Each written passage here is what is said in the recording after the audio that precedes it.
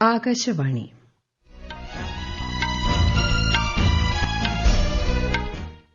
നമസ്കാരം. വാർത്തകൾ വായിക്കുന്നത് ബിന്ദു.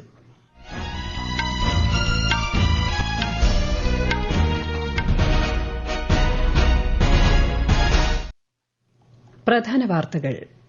കേന്ദ്ര ബജറ്റിന് മുന്നോടിയായി പ്രധാനമന്ത്രി നരേന്ദ്രമോദി ന്യൂഡൽഹിയിൽ പ്രമുഖ സാമ്പത്തിക വിദഗ്ധരുമായി കൂടിയാലോചന നടത്തി. ഒരു രാജ്യം ഒരു തെരഞ്ഞെടുപ്പുമായി ബന്ധപ്പെട്ട ബില്ലുകൾ പഠിക്കാൻ രൂപീകരിച്ച സംയുക്ത പാർലമെന്ററി സമിതിയുടെ ആദ്യ യോഗം അടുത്ത മാസം നടക്കും. പരാതിക്കാർക്ക് പ്രയോജനം ചെയ്യുന്നതിനായി എല്ലാ ക്രിമിനൽ കേസുകൾക്കും യഥാസമയം വിവരങ്ങൾ കൈമാറണമെന്ന് കേന്ദ്ര ആഭ്യന്തരമന്ത്രി അമിത്ഷാ. സുരക്ഷിതവും സുതാര്യവുമായ വിപണി പ്രദാനം ചെയ്യാൻ സർക്കാർ പ്രതിജ്ഞാബദ്ധമാണെന്ന് കേന്ദ്രമന്ത്രി പ്രഹ്ലാദ് ജോഷി. കേരളത്തിലെ ആദ്യ പാൽപ്പൊടി നിർമ്മാണ ഫാക്ടറിയും മിൽമ മലപ്പുറം ഡയറിയും മുഖ്യമന്ത്രി പിണറായി വിജയൻ ഉദ്ഘാടനം ചെയ്തു. സന്തോഷ് ട്രോഫി ഫുട്ബോളിൽ കേരള തമിഴ്നാട് മത്സരം സമനിലയിൽ. ഇന്ത്യയ്ക്കെതിരായ രണ്ടാം വനിതാ ഏകദിനത്തിൽ വെസ്റ്റിൻഡീസിന് 359 റൺസ് വിജയലക്ഷ്യം. വാർത്തകൾ വിശദമായി. കേന്ദ്ര ബജറ്റിന് മുന്നോടിയായി പ്രധാനമന്ത്രി നരേന്ദ്രമോദി ന്യൂഡൽഹിയിലെ നീതി ആയോഗ് ആസ്ഥാനത്ത് പ്രമുഖ സാമ്പത്തിക വിദഗ്ധരുമായി കൂടിയാലോചന നടത്തി. കേന്ദ്ര ധനമന്ത്രി നിർമ്മല സീതാരാമൻ, നീതി ആയോഗ് സിഇഒ BVR സുബ്രഹ്മണ്യം, മറ്റ് മുതിർന്ന ഉദ്യോഗസ്ഥർ എന്നിവർ യോഗത്തിൽ പങ്കെടുത്തു.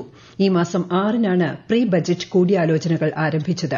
സംസ്ഥാന ധനമന്ത്രിമാർ, കർഷക സംഘടനകൾ, സാമ്പത്തിക വിദഗ്ധർ എന്നിവരുമായി കേന്ദ്ര ധനമന്ത്രി കൂടിയാലോചന നടത്തി. 2025-26 വർഷത്തെ ബജറ്റ് ഫെബ്രുവരി 1-ന് ലോക്സഭയിൽ അവതരിപ്പിക്കും. ഒരു രാജ്യം ഒരു തെരഞ്ഞെടുപ്പുമായി ബന്ധപ്പെട്ട ബില്ലുകൾ വിശദമായി പഠിക്കാൻ രൂപീകരിച്ച സംയുക്ത പാർലമെന്ററി സമിതിയുടെ ആദ്യ യോഗം അടുത്ത മാസം 8-ന് നടക്കും.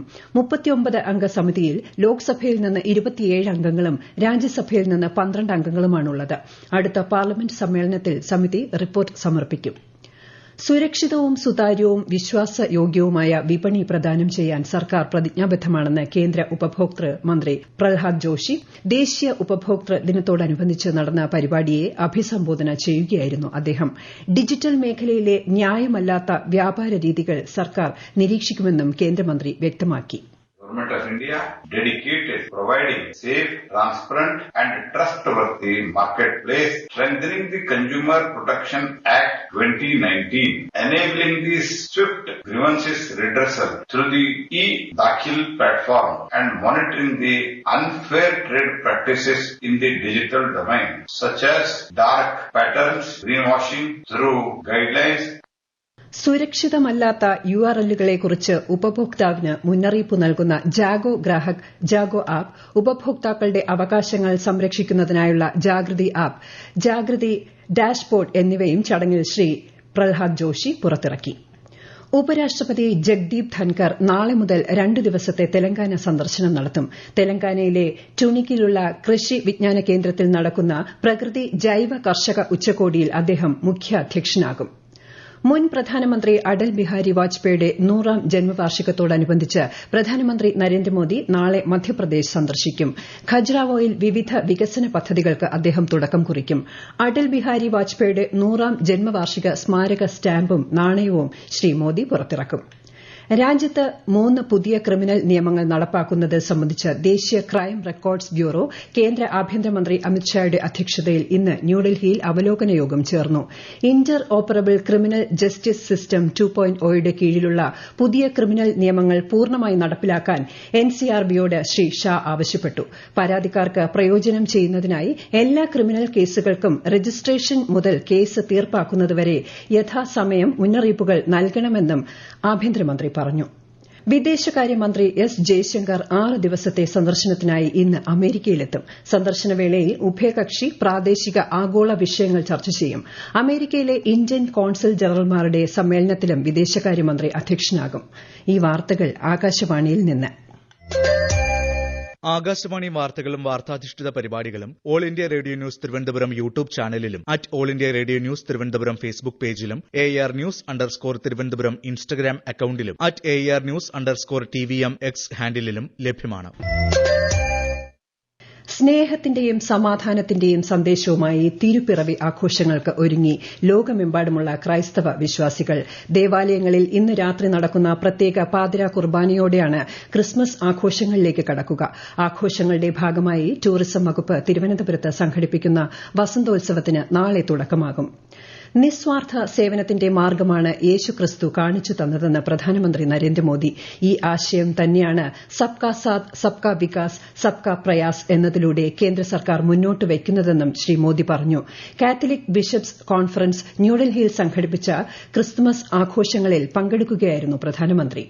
जीसस क्राइस्ट ने दुनिया को करुणा और निस्वार्थ सेवा का रास्ता दिखाया. हम क्रिसमस को सेलिब्रेट करते हैं और जीसस को याद करते हैं ताकि हम इन मूल्यों को अपने जीवन में उतार सकें, अपने कर्तव्यों को हमेशा प्राथमिकता दें. आज देश इसी भावना को सबका साथ सबका विकास और सबका प्रयास के संकल्प के रूप में आगे बढ़ा रहा है.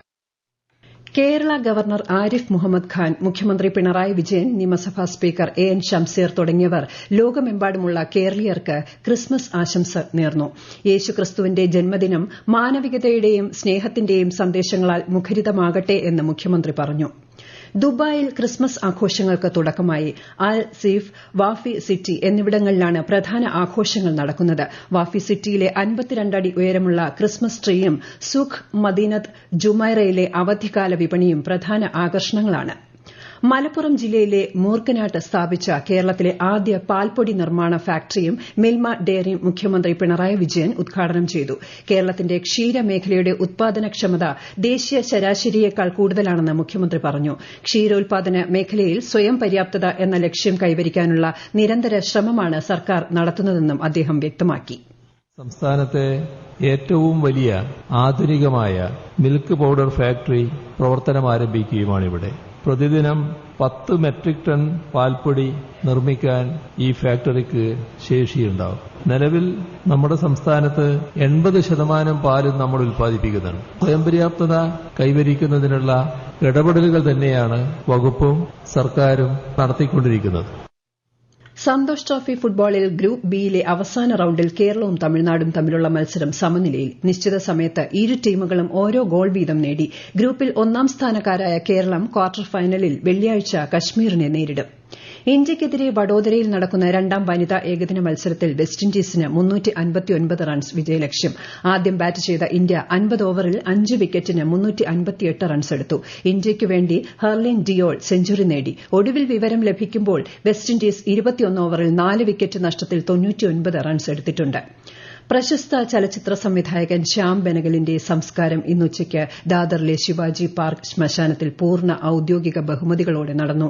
ശ്യാം ബെനഗലിന്റെ ഭാര്യ നിറയ്ക്കും മകൾ പിയയ്ക്കും ഒപ്പം ചലച്ചിത്ര ലോകത്തെ നിരവധി പ്രമുഖർ അന്തിമോപചാരം അർപ്പിക്കാനെത്തി. പ്രധാനമന്ത്രി ഉൾപ്പെടെയുള്ളവർ അദ്ദേഹത്തിന് ആദരാഞ്ജലി അർപ്പിച്ചു. വൃക്ക രോഗത്തെ തുടർന്ന് ഇന്നലെ വൈകുന്നേരം മുംബൈയിലെ ആശുപത്രിയിലാണ് ബെനഗൽ അന്തരിച്ചത്. പുതുതായി സ്ഥാപിതമായ 10,000-ലധികം വിവിധോദ്ദേശ പ്രാഥമിക കാർഷിക സഹകരണ സംഘങ്ങൾ, ഡയറി, ഫിഷറി സഹകരണ സംഘങ്ങൾ എന്നിവ കേന്ദ്ര ആഭ്യന്തരമന്ത്രി അമിത്ഷാ നാളെ ന്യൂഡൽഹിയിൽ രാജ്യത്തിന് സമർപ്പിക്കും. പുതുതായി രൂപീകരിച്ച സഹകരണ സംഘങ്ങൾക്കുള്ള രജിസ്ട്രേഷൻ സർട്ടിഫിക്കറ്റുകൾ, റുപേ കിസാൻ ക്രെഡിറ്റ് കാർഡുകൾ, മൈക്രോ എടിഎമ്മുകൾ എന്നിവയും സഹകരണ സംഘങ്ങളുടെ ദേശീയ സമ്മേളനത്തിൽ അദ്ദേഹം വിതരണം ചെയ്യും. നടപ്പ് സാമ്പത്തിക വർഷത്തിന്റെ ആദ്യ 8 മാസത്തിനുള്ളിൽ രാജ്യത്തെ സ്മാർട്ട് ഫോണുകളുടെ കയറ്റുമതി മൂല്യം 1 ലക്ഷം കോടി രൂപ കടന്നതായി കേന്ദ്രമന്ത്രി അശ്വിനി വൈഷ്ണവ്. കഴിഞ്ഞ വർഷവുമായി താരതമ്യം ചെയ്യുമ്പോൾ പ്രൊഡക്ഷൻ ലിങ്ക്ഡ് ഇൻസെന്റീവ് പദ്ധതി രാജ്യത്തെ സ്മാർട്ട് ഫോൺ കയറ്റുമതി 45% വളർച്ചയിലേക്ക് നയിച്ചതായി സമൂഹമാധ്യമ പോസ്റ്റിൽ ശ്രീ വൈഷ്ണവ് പറഞ്ഞു. നടപ്പ് സാമ്പത്തിക വർഷം സ്മാർട്ട് ഫോണുകളുടെ കയറ്റുമതി 1,70,70,000 കോടി രൂപയായി ഉയർത്താനാണ് ലക്ഷ്യമിടുന്നത്. സ്മാർട്ട് ഫോൺ മേഖലയിലെ PLI സ്കീം 3 ലക്ഷത്തിലധികം പേർക്ക് നേരിട്ട് 6 ലക്ഷം പേർക്ക് പരോക്ഷമായും തൊഴിലവസരങ്ങൾ സൃഷ്ടിച്ചതായും കേന്ദ്രമന്ത്രി വ്യക്തമാക്കി. ഉത്തർപ്രദേശിനും ആന്ധ്രാപ്രദേശിനും ഗ്രാമവികസനത്തിനായി 2,000 കോടിയോളം രൂപയുടെ 15ാം ധനകാര്യ കമ്മീഷൻ ഗ്രാന്റുകൾ കേന്ദ്ര സർക്കാർ അനുവദിച്ചു. ഉത്തർപ്രദേശിന് 1,598 കോടി രൂപയും ആന്ധ്രാപ്രദേശിന് 446 കോടി രൂപയും അനുവദിച്ചതായി പഞ്ചായത്ത് രാജ് മന്ത്രാലയം അറിയിച്ചു. പ്രധാന വാർത്തകൾ വീണ്ടും. കേന്ദ്ര ബജറ്റിന് മുന്നോടിയായി പ്രധാനമന്ത്രി നരേന്ദ്രമോദി ന്യൂഡൽഹിയിൽ പ്രമുഖ സാമ്പത്തിക വിദഗ്ധരുമായി കൂടിയാലോചന നടത്തി. ഒരു രാജ്യം ഒരു തെരഞ്ഞെടുപ്പുമായി ബന്ധപ്പെട്ട ബില്ലുകൾ പഠിക്കാൻ രൂപീകരിച്ച സംയുക്ത പാർലമെന്ററി സമിതിയുടെ ആദ്യ യോഗം അടുത്ത മാസം നടക്കും. പരാതിക്കാർക്ക് പ്രയോജനം ചെയ്യുന്നതിനായി എല്ലാ ക്രിമിനൽ കേസുകൾക്കും യഥാസമയം വിവരങ്ങൾ കൈമാറണമെന്ന് കേന്ദ്ര ആഭ്യന്തരമന്ത്രി അമിത്ഷാ. സുരക്ഷിതവും സുതാര്യവുമായ വിപണി പ്രദാനം ചെയ്യാൻ സർക്കാർ പ്രതിജ്ഞാബദ്ധമാണെന്ന് കേന്ദ്രമന്ത്രി പ്രഹ്ലാദ് ജോഷി. കേരളത്തിലെ ആദ്യ പാൽപ്പൊടി നിർമ്മാണ ഫാക്ടറിയും മെയ്മ മലപ്പുറം ഡയറി മുഖ്യമന്ത്രി പിണറായി വിജയൻ ഉദ്ഘാടനം ചെയ്തു. സന്തോഷ് ട്രോഫി ഫുട്ബോളിൽ കേരള തമിഴ്നാട് മത്സരം സമനിലയിൽ. ഇന്ത്യയ്ക്കെതിരായ രണ്ടാം വനിതാ ഏകദിനത്തിൽ വെസ്റ്റിൻഡീസിന് 359 റൺസ് വിജയലക്ഷ്യം. വാർത്തകൾ കഴിഞ്ഞു. അടുത്ത വാർത്താ പ്രക്ഷേപണം 8:35-ന്.